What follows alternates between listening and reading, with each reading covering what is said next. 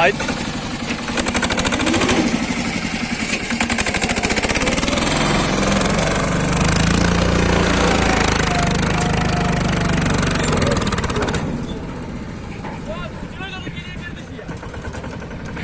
Bu sefer çıkacak ha.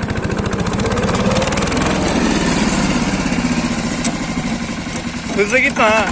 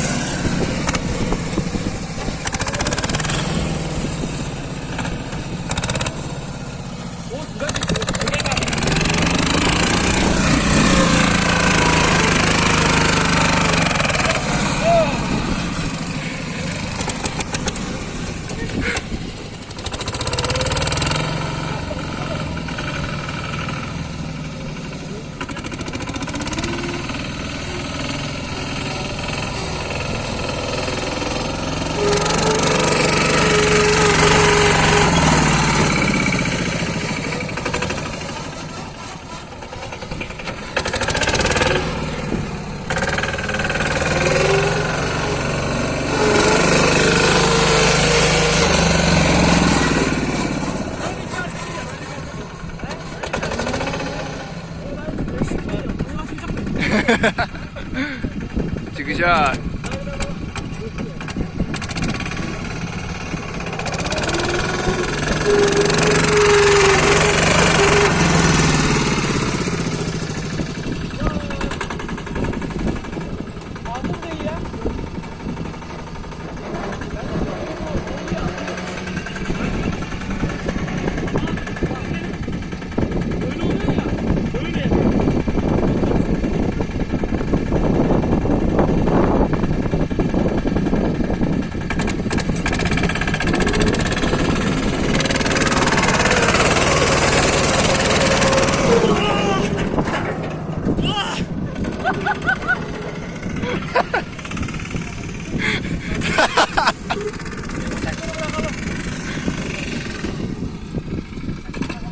Bitmedin mi?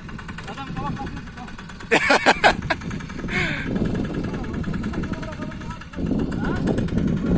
Çıktı ya.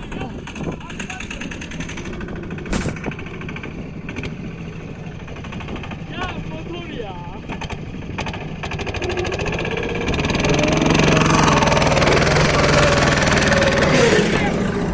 Ya abi bunları aldığınız yere geri verin.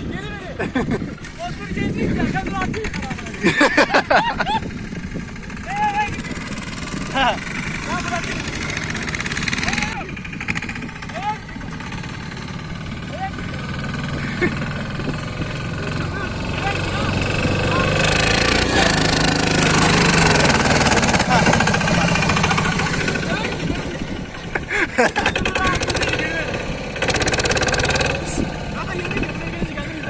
Ben anlamam abi, çıkıyor ama. Çıkıyor. Vallahi şuraya gelip zıplayıp kalır ya.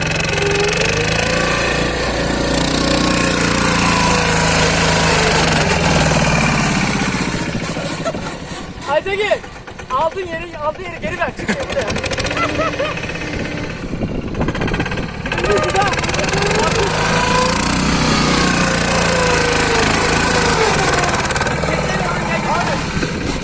Havur. Bak. Daha kendine kontrol edeceksin.